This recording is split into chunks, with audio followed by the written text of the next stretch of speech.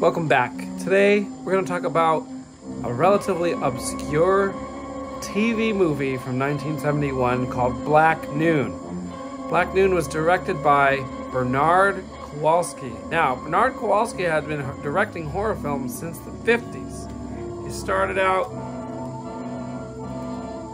with this one, Night of the Blood Beast. Night of the Blood Beast came out in 1958, and it was put out on AIP, or I should say by AIP. So Night of the Blood Beast was 1958. Then he had The Giant Leeches in 1959. The Giant Leeches was later called Attack of the Giant Leeches. And I'm sure you can figure out that it was not that subtle of a plot. This also came out through AIP. After this one, he dabbled in other types of movies. And also, even though these were 58 and 59, he went years without putting another movie out. I didn't look it up, but he may have done some TV directing. But in 1969, he did this crime film, Stiletto, about a hitman who wanted out of the business. And he's pursued not only by his boss, but also police. Stiletto, all of these movies are just okay, by the way. None of them are that great. Then he did another okay movie, this time a TV movie, in 1971 called Terror in the Sky. This movie is somewhat noteworthy for having Roddy McDowell play a doctor on an airplane that has an outbreak of food poisoning where both the pilot and co-pilot are incapacitated by the food poisoning. Roddy McDowell, of course, didn't eat the chicken that night. He ate the lamb, so he's okay. As is this guy here, who is a Vietnam vet with PTSD who flew a helicopter in Vietnam and has to save everybody on board. Not bad for a TV movie, but also not that great. And that brings us to Black Noon. Dun, dun, dun, dun. So Black Noon really was decent. It's a horror western, which you really don't see too much. Horror western, okay? There aren't very many horror westerns out there.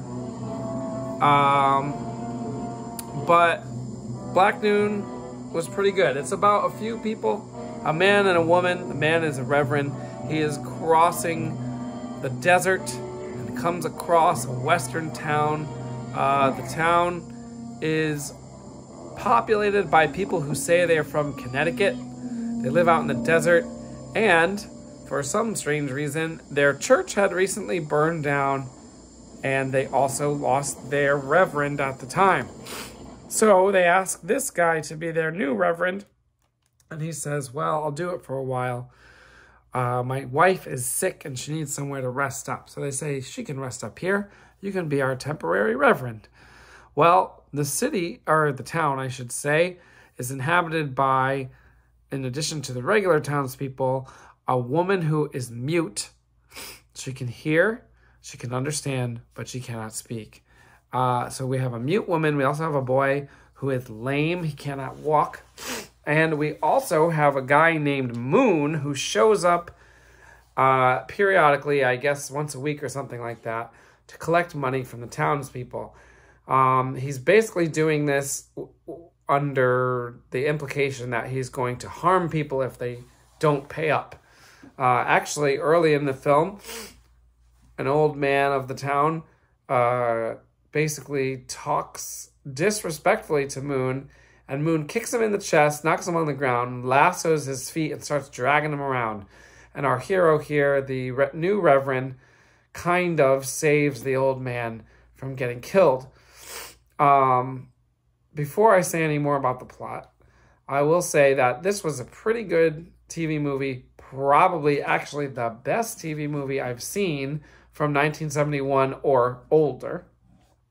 And actually, if we could have had some kind of restoration job on this, it probably would be very good. I watched a very low quality rip version of it, because that's the only version I could access. But if somebody took it and restored it the way I've seen many other movies restored, including Stiletto, Stiletto is restored in beautiful HD, and it's not that good of a movie. This movie is pretty good, but we have to watch it on YouTube in some kind of bootleg form, which is unfortunate. Anyway, I give it a 7 out of 10, but I think if I were to see it restored, I'd probably give it an 8. I almost gave it an 8 out of 10. The story is good. It's very Rosemary's Baby-esque, only set in the Wild West, which is kind of cool and kind of unique. The acting is pretty good. The music is fine. And just a pretty good story overall. So if you don't want to hear anything else about the plot, go ahead and turn the video off now. But I'm going to talk about some of the interesting points of the movie for all of you who have already seen it or who don't care about spoilers. So after saving the town kind of from this guy named Moon, he starts giving sermons. And the first crazy thing that happens is the lame boy on crutches no longer needs the crutches to walk. And now he can actually walk on his own. And it's credited to this pastor, like, you know, bringing the miracle of God to the town. So that's cool, I guess. And then the next thing that kind of makes the plot thicken is that whenever he looks in the mirror, this reverend sees a bloody man. And then when he goes to sleep, the bloody man chases him through his dreams. He also dreams of the mute girl whose name is Deliverance. Well, later in the movie, Deliverance is able to speak, and once again, it is accredited to this man's holy power. So he has cured a boy who couldn't walk, cured a woman who couldn't speak. Now, his wife, on the other hand, is getting sicker and sicker, and she wants to leave. But none of the people want him to leave. They're rebuilding their church, and they want him to stay at least to give the first sermon in the new church. And he really wants to stay. He also clearly has some kind of lust over Deliverance, the mute woman, who then later is not mute. Now, we, the audience, know that Deliverance is doing some messed up stuff because we see her in the basement. We see her hanging around with this cat all the time. And every time she comes on screen, we hear ominous music. So we know something's up with her.